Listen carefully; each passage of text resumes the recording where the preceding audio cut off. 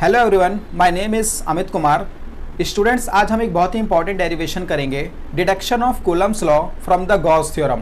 Gauss theorem की help से हमें कूलम्स लॉ को फाइंड करना है। सो सबसे पहले स्टार्ट करते हैं अपना टॉपिक। तो सबसे पहले हमने कंसीडर कर लिया है कि हमारे पास एक पॉजिटिव चार्ज है जिसे हम प्लस क्यू कह रहे हैं। प्लस का क्यू चार्ज है।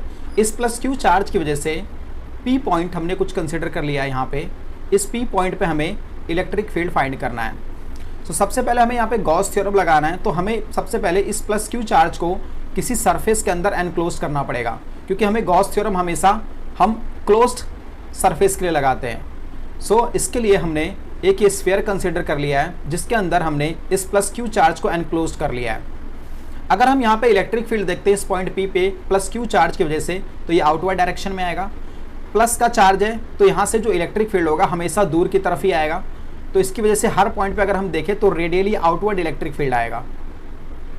अगर हम यहाँ पे इस पॉइंट पी पे इसका अगर हम एरिया कुछ कंसिडर कर लेते हैं एंड इस एरिया का अगर हम एरिया वेक्टर फाइंड करना चाहते हैं, सो जो एरिया वेक्टर होगा किसी भी सरफेस का वो सरफेस से परपेंडिकुलर डायरेक्शन में होता है एंड हमेशा सरफेस के आउटवर्ड डायरेक्शन में होता है। सो जो इसका एरिया वेक्टर आ जाएगा वो आ जाएगा डी आ जाएगा एंड ये क्या होगा, इलेक्ट्रिक फील्ड के डायरेक्शन में आएगा। सो जो इलेक्ट्रिक फील्ड है और जो एरिया वेक्टर है इनके बीच में जो एंगल बनेगा वो 0 डिग्री बनेगा। सो सबसे पहले अगर हम देखते हैं, सो जो हमारा इलेक्ट्रिक फ्लक्स आ जाएगा वो होता है हमारा E डॉट ए। ये होता है हमारा इलेक्ट्रिक फ्लक्स। अगर हम डॉट प्रोडक्ट को हटाते हैं तो हमारा आ जाएगा कॉस थीटा। डॉट प्रोडक्ट हटाने पे कॉस थीटा आ जाता है। अगर हम इस प्लस क्यू चार्ज की वजह से इलेक्ट्रिक फ्लक्स देखते हैं तो आ जाएगा हमारा E डॉट डी ए का इंटीग्रेशन क्लोज सरफेस के लिए। गॉस थ्योरम हमेशा क्लोज सरफेस के लिए लगता है। सो यहाँ पे क्या आ जाएगा, इलेक्ट्रिक फील्ड बाहर आ जाएगा एंड जो हमें इंटीग्रेशन करना रहेगा वो डी ए का करना रहेगा, क्योंकि यहाँ पे हमने स्फीयर कंसिडर किया है। सो जो स्फीयर का एरिया आ जाएगा वो आ जाएगा हमारा E 4 पाई आर स्क्वायर आ जाएगा। सपोज करते हैं हमने इस इक्वेशन का नाम ए दे दिया है। सो ये हमारा इलेक्ट्रिक फ्लक्स आ गया।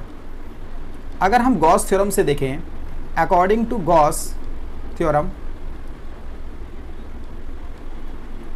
जो हमारा इलेक्ट्रिक फ्लक्स होता है वो होता है हमारा Q एनक्लोज्ड अपॉन में एप्सिलॉन नॉट।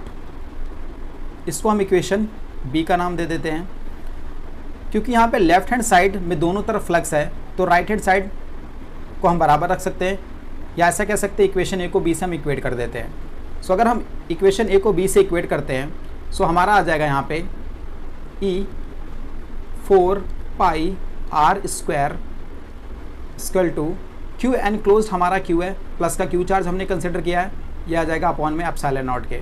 सो अगर हम यहाँ से इलेक्ट्रिक फील्ड फाइंड करते हैं तो ये आ जाएगा क्यू अपॉन में 4 पाई एप्सिलॉन नॉट आर का स्क्वायर आ जाएगा। सो जो नेट इलेक्ट्रिक फील्ड आ जाएगा वो आ जाएगा 1 अपॉन में 4 pi epsilon naught q upon में आर का स्क्वायर आ जाएगा। सो ये आ गया हमारा net electric field at point P due to plus q charge आ गया। सो यहाँ पे जो इलेक्ट्रिक फील्ड है वो हमने फाइंड कर लिया P पॉइंट पे। सो जो हमारा इलेक्ट्रिक फील्ड आया, सपोज करते हैं कि हमने इस पॉइंट P पे एक चार्ज को रख दिया है। सपोज करते हैं वो कोई Q0 चार्ज रख दिया है हमने। सो जो ये Q0 चार्ज है ये हमारा एक टेस्ट चार्ज है, या फिर ऐसे कह सकते हैं बहुत छोटा चार्ज है, जिसको हमने प्लस क्यू की वजह से जो इलेक्ट्रिक फील्ड बन रही थी पॉइंट पी पे, उस इलेक्ट्रिक फील्ड में हमने Q0 चार्ज को रख दिया है। तो जब हम Q0 चार्ज को जब इलेक्ट्रिक फील्ड में रख देंगे प्लस क्यू के, तो उस पर एक फोर्स लगेगा। उस फोर्स को हम फाइंड कर सकते हैं। तो सबसे पहले अगर हमें फोर्स को फाइंड करना है तो हमने देखते हैं, तो जो हमारा फोर्स आएगा, फोर्स होता है हमारा जब भी किसी चार्ज को इलेक्ट्रिक फील्ड में रखते हैं तो होता है F equal to Q E. यहाँ पे हमने क्यू रखा है Q0 को, हमने एक टेस्ट चार्ज माना है एंड ई जो है इलेक्ट्रिक फील्ड है, ये प्लस क्यू की वजह से इलेक्ट्रिक फील्ड है।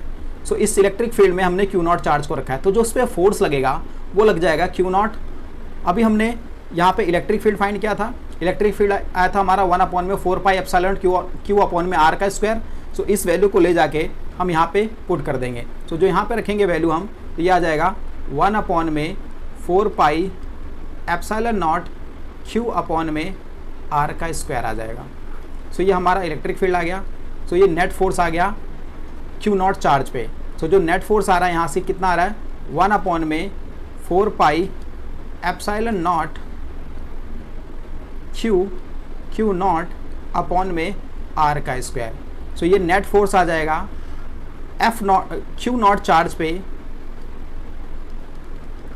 जब हम उसको प्लस क्यू की वजह से जो इलेक्ट्रिक फील्ड जनरेट हुई है उसमें जब हम उसको रखेंगे।